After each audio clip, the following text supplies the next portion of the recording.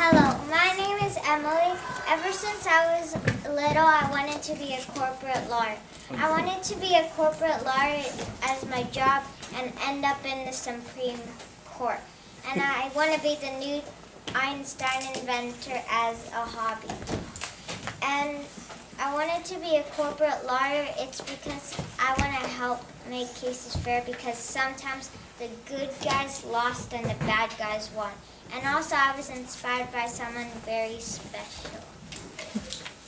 My mom inspired me to be a corporate lawyer whenever we had debates and arguments in the household. For one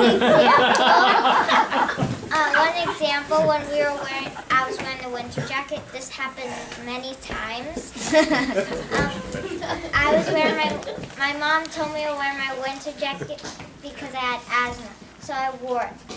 But then later, after a nap, she said, "No, you cannot wear it," and she scolded me for wearing it. But I gave her my reasoning, and I won the case. I became a well-known corporate lawyer because I make the person feel that it was worthwhile to pay me. After each case, I make the other people feel not very distraught and crying, boo-hooing, but I wouldn't make them distraught, but they'd still be sad. I became a corporate lawyer by the help and advice of my parents. They realized that a corporate lawyer needed some goals. For example, when I am in fourth grade, Miss Keaton and Ms. Z helped me with the basic subjects, and then they helped me develop, and I was very experienced with these subjects. And then in SSAT, I took the SSAT, and soon Overlake accepted me. It's because they probably thought that I was willing to learn anything, or they probably thought that I was going to be in the future a good business person. Now over here, it says Path A. Do you notice the Path A right here? So in the Path A, in the back there are some dice over here. You shake the dice, and if you see what the red has, if it's an odd number, that means you have to go right here. That means you're in public school, which is jail and Monopoly. And so, in order to get out, you have to get a double dice in here. And so the other person that's playing, it's basically tic-tac-toe, so the other person still gets to make moves that is on the board. So when I was in Overlake, I was willing to grab onto anything that I could learn. And then I took the SAT, and that's when Stanford accepted me. Now there's another one, Path 1.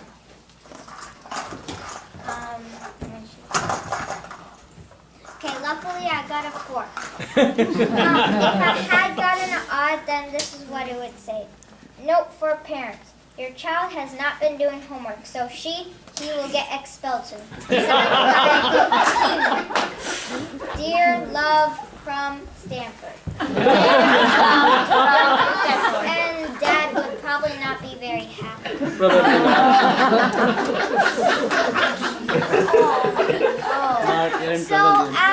If whoever gets stuck on here, same thing. You have to roll double dice. And I still continue my journey.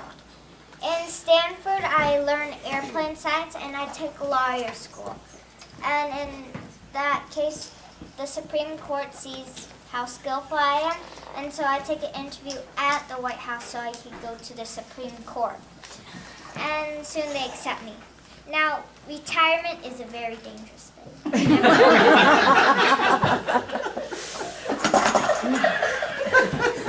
Luckily, I got 2 again. So, if you had gotten an odd, you would become this poor old granny.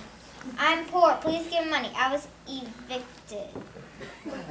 This poor old granny just never deserved to be that.